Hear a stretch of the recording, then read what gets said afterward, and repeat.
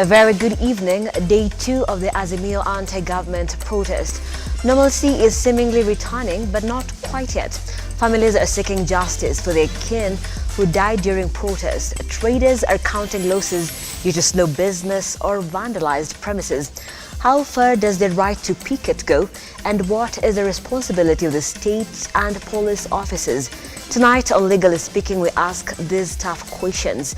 We'll be having that conversation later on this broadcast. But before we get into that, here are our top stories.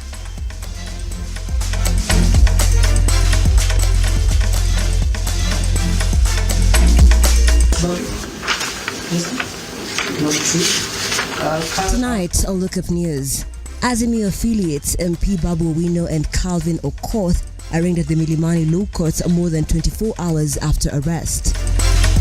Wanaingia wanabeba mpaka wakopaka na wamama. Wanabeba kila kitu. Hizi vitu zingine kwa napasili kwa barabara huko nje. Kwa kisasa nimebaki kama sina chochote kibiashara. Robbed in the name of maandamano, Nakuru business owners count losses after Wednesday's demonstrations. Not yet secure. Parents shun from taking kids to school in fear of safety despite government's assurance. Once more, good evening. Welcome to the broadcast. This is Look Up News. I'm Nancy Nalim, the sound language interpreter. For tonight is Felista Adundo. Do stay with us and let us know where you're watching as from. Lookuptv comes to you across all of 47 counties and at Lookuptv on Twitter, Lookuptv on Facebook, and Lookuptv on our YouTube channel. Send in your feedback and your comments. I'll be happy to sample some of that in the course of this broadcast. But for now, let's begin. After being in police custody for the past 2 nights, Embakasi East lawmaker Babu Owino was today arraigned at Milimani Court alongside Calvin Okoth, also known as Gaucho, and are being charged with conspiracy to commit chaos and are subversive activities. Before being arraigned, the lawmaker was transported from Nakuru police station in Nakuru County as Ian Keitani now files. Owino's lawyer Ndegwa Njiru blasted the government over his unlawful detention. The Embakasi East lawmaker was finally arraigned at Milimani Court this evening, with the prosecution preferring charges of subversion against him. However, the vocal lawmaker denied the allegations, with the prosecution asking the court to deny him bail, arguing that if granted, he would interfere with investigations. The court, however, directed that Owino spends the night at Nairobi Hospital over claims of ill health by his lawyers, with his co-accused set to be remanded at Kileleshwa Police Station until July 21st. Owino's lawyer Ndegwa Njiru earlier in the day took a swipe at President Ruto over the illegal detention of the legislator. Police are waiting for the power that be. I'm hoping the power from the State House or the power from Karen or any other powers that is above our constitution to give those orders to the DPP that the DPP must charge these individuals. A serious conflict between the office of the ODPP and between the office of the police. Of course, being led by one, the DCI Almin, and the Inspector General Kome. Has not been produced in court. There are no orders yet, and so that is what we are waiting for, is for my husband to be unconditionally released today. And we know, of course, that is the government that is holding him. We have ascertained that beyond reasonable doubt. And his only sin is to want for the cost of living to be better, for the state of this economy to be improved, and apparently anybody who stands up to speak gets unlawfully imprisoned. Elsewhere, Mainanjenga's father has decried the arrest of his son, lamenting that he was innocent and had not broken any law. Ni mbaya sana na watu kukutwa ndani ya nyumba na kushikwa na kupigwa na bila makosa yoyote. Si kiwanja unakutwa, hata sisi watu ingia kwa kiwanja, sisi natoka hospitali. In Mombasa County, MP Ken Chonga and Kilifi County Assembly Speaker Teddy Mwambire were arraigned in court today. However, the duo will spend the night in court as they await a ruling on their bail application set for tomorrow. MCAs Redson Onyango and Wilfred Oluoch, alongside Eric Osula, Evans Omondi and Stephen Ochieng, were today arraigned before Milimani Law Court's Senior Principal Magistrate Ben Mark Ekubi, with the prosecution requesting to detain them for a further 14 days pending investigations. In Kisii County, 5 protesters were arraigned in court in connection with engaging in unlawful assembly and were released on a cash bail of 20,000. This comes as other allies of Raila Odinga are still detained, including his security detail Maurice Ogeta, with Dennis Anyango, his spokesperson, released. Thank you, Keitani. And away from the courts, opposition coalition Azimio now says President William Ruto's administration has turned the country into a police state in the wake of killings of anti-government protesters. Speaking to journalists at Parliament buildings, Azimio members of Parliament, led by Leader of Minority Opiyo Wandayi, are demanding that the Office of Director of Public Prosecution conducts extensive investigations into police killings to bring the perpetrators to book. The coalition has, however, warned if the investigations fail, they will sue the government at the ICC, as our reporter Henry Tende now files. Day 2 of opposition-led demonstrations witnessed relative calm, heavily deployed police officers maintaining law and order. Like it was yesterday, Azimio leaders were in no-show until Thursday afternoon when Azimio MPs led by Opiyo Wandayi addressed the media. The MPs raising their concern with the manner in which police allegedly employed force leading to loss of life. We have noted with utmost concern the unprecedented level of police brutality targeted at innocent, peaceful, unarmed Kenyan citizens. In fact, we are worried that there could have been instruction to the police to carry out what I would term as execution. Azimio is now inviting the international human rights groups to closely monitor what is happening in the country and condemn the ongoing violence in strongest terms. We want the international community and international agencies, especially the United Nations Human Rights Office, to not only comment on these matters regularly, but also to take serious note of these happenings, with a view to holding to account the perpetrators of these heinous crimes. The office of the ODPP has also been urged to be proactive in investigations. Azimio says those investigations should shed light on how the police used live bullets to disperse protesters whom they say were unarmed. We are asking formally the Director of Public Prosecution to exercise their constitutional mandate and carry out impartial, independent, and speedy investigations into these matters with a view to apprehending the perpetrators and charging them. The coalition threatens if local interventions fail to bear fruit, they will be forced to sue the government at the International Criminal Court. What we are witnessing is basically crimes against humanity, and in fact, genocide in the making. As Azimio issued their statement condemning the conduct of the police, Kenya Kwanza lawmakers have praised the same police for the way they dealt with demonstrations yesterday. The group says the law enforcers conducted themselves professionally in protecting property and life. Hatutakubali nchi yetu iende kwa watu ambao wanataka kuharibu amani, kurusha mawe, ati ndio bei ya unga ishuke. Nenda ukawaambie watu walime. The cost of living and the cost of food did not just go up within a day when the current presidency took over. No, it had gone up even before this government took over. And what the government now is doing is to work down that cost of living. Kenya Kwanza MPs have accused opposition leaders for what they term as trying to initiate handshake arrangements through demonstrations. The lawmakers have told President Ruto not to entertain that idea and instead focus on serving Kenyans. Hii sio maandamano ya kupigania kitu chochote other than mambo yenu yenyewe ya kibinafsi. Mnatafuta serikali kwa mlango wa nyuma na wananchi wa Kenya wamesema hatukubali. The government is open to any kind of dialogue except any that involves a power sharing structure. So if you are genuine, you take up that invite by His Excellency the President, you come to the table as long as you do not include a power sharing engagement as part of the dialogue. Henry Tende, Lookuptv. And still on the aftermath, residents of Nakuru County are recounting losses in their businesses after armed protesters attacked, robbed them and destroyed their property during the anti-government demonstrations which began on Wednesday.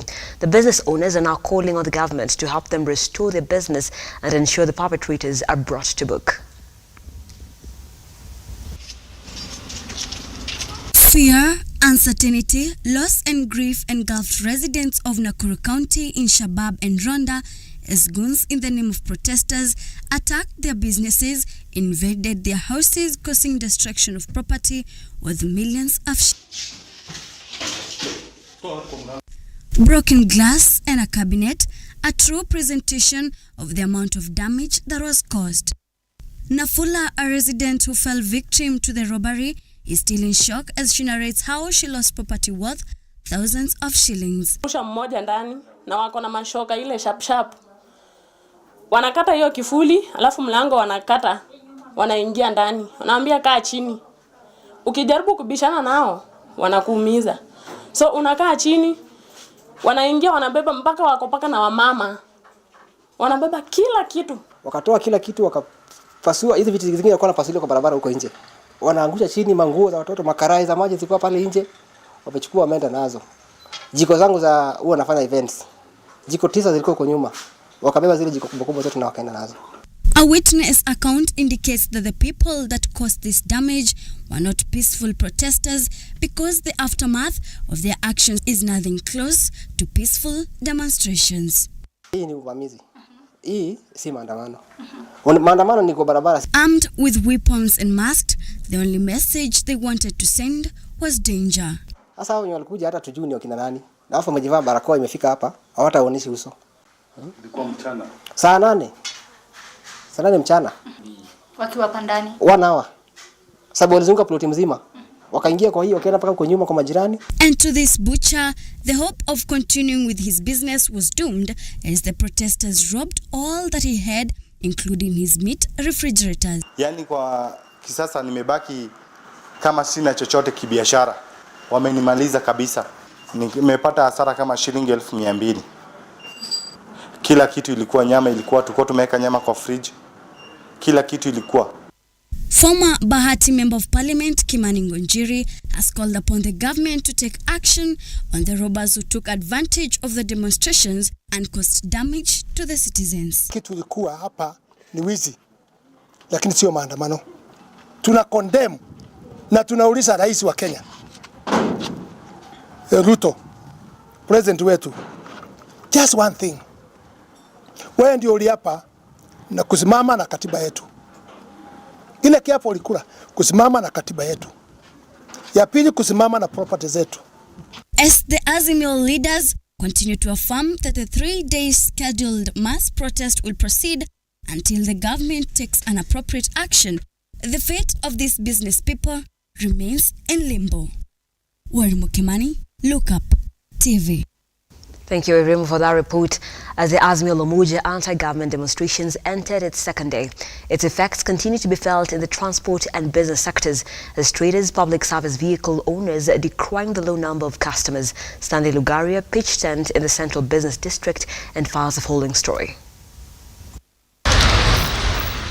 Day 2 of protests as announced by the leaders of the Azimio coalition witnessed a not so busy city. Some of the shops were closed as tension clouded the air.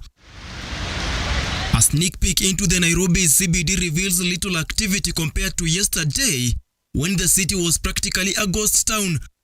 Thursday afternoon, daily activity started picking up, but when the opposition lawmakers addressed the nation planning to meet their supporters at 3 p.m. at the Central Park, a cloud of anxiety engulfed the city again.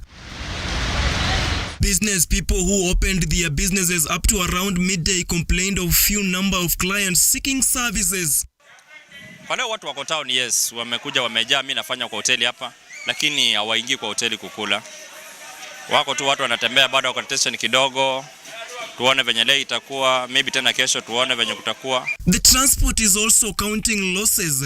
The PSVs arrived to offer transportation services to the passengers, only to realize it was similarly a bad day in office as little to no one was boarding. Biashara bado iko chini, tunang'ang'ana vile itapatikana. Kulinganisha na hizi siku zingine labda unaweza toa hisia zipi hasa? Hizi zingine kama siku kama ya leo Thursday kunakuwa na kazi. Tunang'ang'ana tunapata. Lakini leo ni changamoto ni mingi sana. Hata kupata abiria ni kibahati. Idadi ya wateja hakuna, kama jana hakujakuwa chochote. Tumefanya kazi kidogo sana, tuseme magari kama mawili, kazi ikaisha. Kama leo si unaona hakuna watu kabisa. Ni kung'ang'ana tu, tunang'ang'ana. Leo kwa magari siko, lakini watu hakuna. Sinakuja sinajaa tu kwa stage, gari inakaa sali moja kama injajaza. Kwa hivyo sioni hiyo biashara imeharibika kabisa. Whether normalcy will return in the once busy capital is a subject of wait and see. However, Kenyans in general want a return to normalcy and a resolution to the current situation. Sasa ile kitu mimi naweza sema naomba hiyo maandamano kabisa iwache tu, tuache tu tufanye kazi juu bwana tunaumia bwana, tunatafutia watoto. But tunaomba tu mambo ya maandamano ishe, tuendelee na biashara yetu kama kawaida. Juu sisi tunaumia bwana. Kwa sasa hata ile kidogo tunapatanga haiko. Sasa mambo yanaendelea kuwa wasi hata kuliko venye ilikuwa. Hii kitu ya maandamano ishe tu. Uchumi rudi kawaida, watu waendelee na kazi, at least wapate mkato kwa meza bwana. Stanley Lugaria, Lookuptv. And we take a very short break here on the program, but when we come back from the break, I'll be running you through a few other stories, and they'll be getting into our night's conversation on Legally Speaking. Tonight we are looking at police brutality and human rights, and the big question that we are asking: how far does the right to picket go? What is the responsibility of the police and the responsibility of the state during a protest? Don't go too far.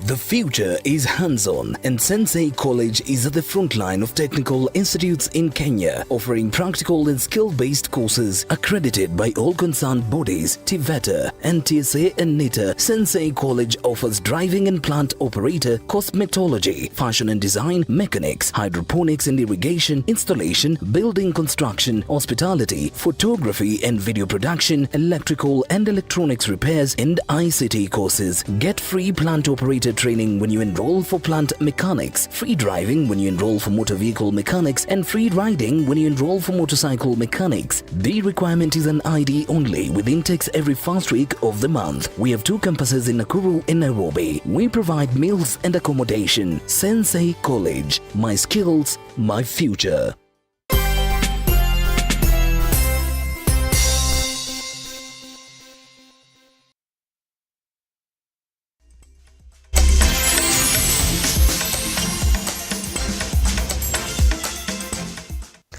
Welcome back. This is Lookuptv News. I am Nancy Nalima. Sign language interpreter is Felista Adundo.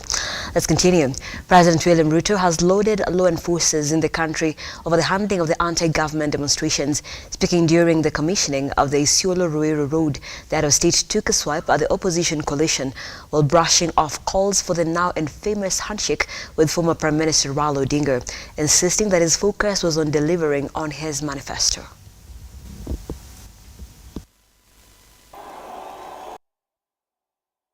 With a 3-day protest ongoing, Ruto noted that the government is embarking on youth development plan, a tech that will see creation of employment opportunities for the youths while asking them to shun away from anti-government demonstrations. Tuipeleke mbele, lakini yule mzee wa kisirani na kitendawili na maandamano ati anataka kutuletea vita, anataka kutuletea kuharibu mali ya watu.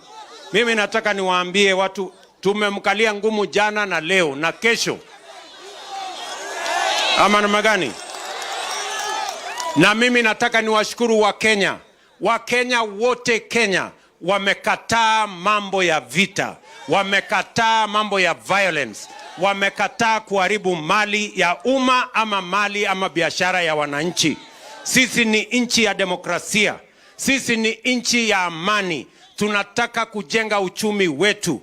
Hatutaki kuharibu uchumi wa Kenya. Hatuna Kenya ingine. Kenya ni hii moja. Speaking in Meru County, the head of state castigated the opposition coalition over the anti-government protests while lauding the police for maintaining law and order, thus averting the loss of lives and property. Nishukuru askari wetu wa polisi wameweka amani katika taifa letu la Kenya, wamezuia wahuni na wakora na wahalifu wote kutokana na kuharibu mali ya watu, kuharibu maisha ya watu, kutuletea fujo, kwa sababu hawana mpango yeyote. Ukiona mtu ati anaweka sufuria kwa kichwa ati hivyo ndio unga itapungua, si huyo ni mtu wako na akili kidogo sana? Ama namna gani jameni? Sijui kama tunaelewana. Tumekubaliana? Sasa watu warudie tumekubaliana? Tuko pamoja? Nyinyi ni watu wa maendeleo ama maandamano? Wale watu wa maendeleo nione kwa mkono, wale watu wa maendeleo. Mevin Getembe, Lookuptv, Nairobi. Following the government's directive, which ordered schools to be reopened amidst the anti-government protests, some schools around Nairobi are yet to resume learning activities. In Woodley Secondary School, Kibra Sub-County, only a handful of students reported to school today, with the school principal noting that the parents are still concerned about their children's safety. With Interior Cabinet Secretary Kithure Kindiki assuring Kenyans that enough measures had been put in place to ensure the safety of students via directive to all schools, some schools around Nairobi reported low turnout, with only 27 students reporting. We had been directed to come back to school, but unfortunately, majority of our students did not turn up. Only 27 were in school. And we have released them at around 11 because we have heard that there is some tension in Kibra, and majority of our boys are from Kibra sub-county. So I would hate to have them mix with those groups that are there, because you might end up getting some of them getting involved in whatever is happening. According to Ms. Nyaga, learning activities have greatly been affected following the onset of the ongoing anti-government protests, as teachers have also stopped reporting to school due to uncertainties brought by the demonstrations. A few teachers had turned up, but they have also left because there is no learning that is going on. So we don't know whether they will turn up tomorrow. Even the teachers are fearing. We have some teachers who pass through the CBD as they are coming or as they are going home. So they also don't turn up. So it is only the few that feel that they are safe that normally come. They are also human beings. And wakigongwa na mawe, hata wao watakufa.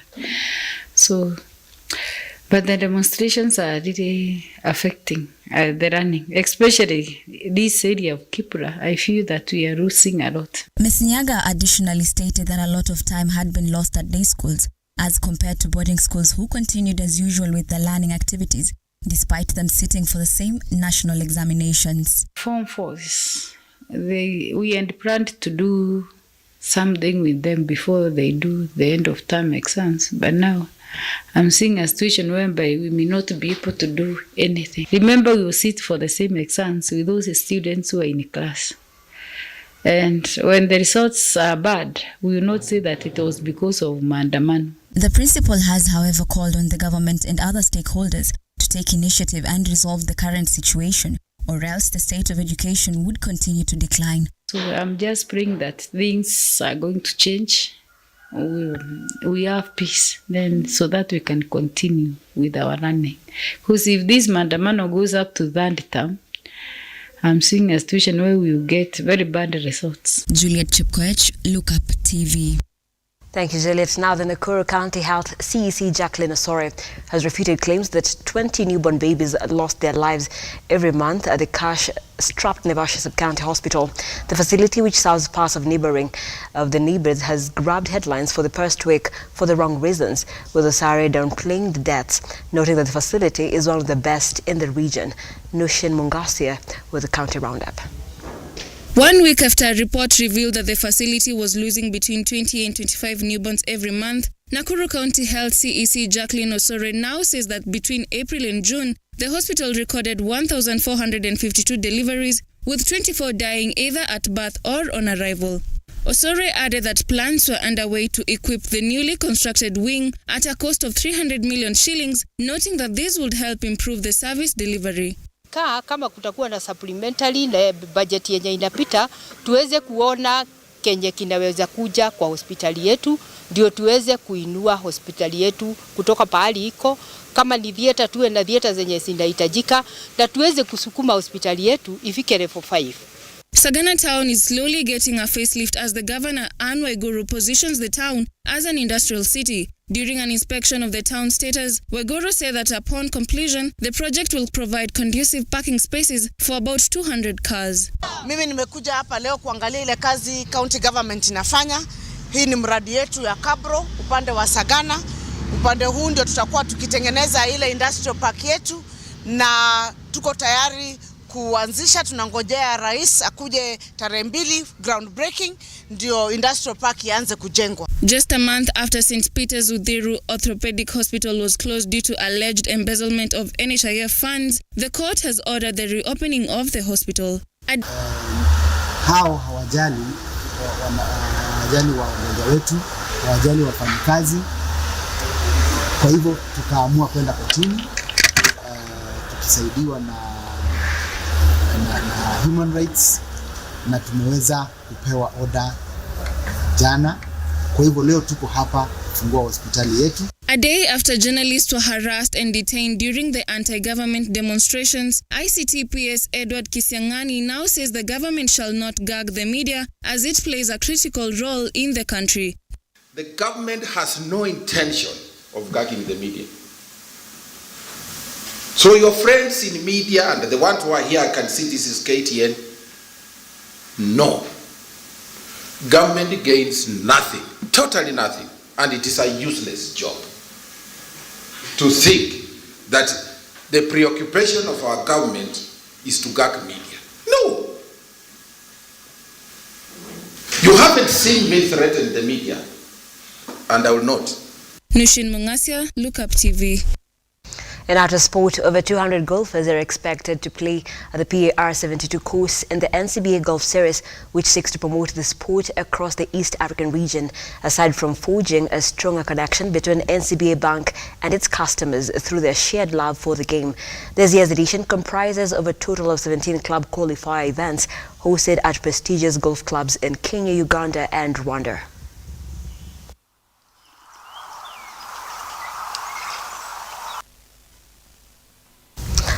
And we're taking another very short break here on the program, but when we come back on Legally Speaking tonight, we'll be talking about the demonstrations. How far does the right to picket go?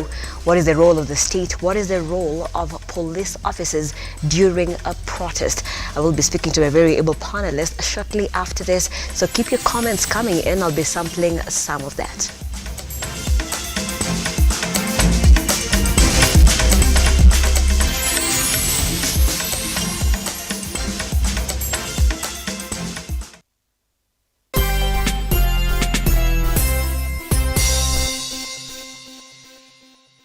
The county government of Nyeri, with approval of His Excellency the Governor, Mutahi Kahiga, has granted 100% waiver on all interest and penalty accrued on all outstanding land rates. Property owners in Nyeri County are advised to take advantage of the waiver period that starts from 30th June 2023 and ends on 28th July 2023 on condition that the principal rates are paid in full.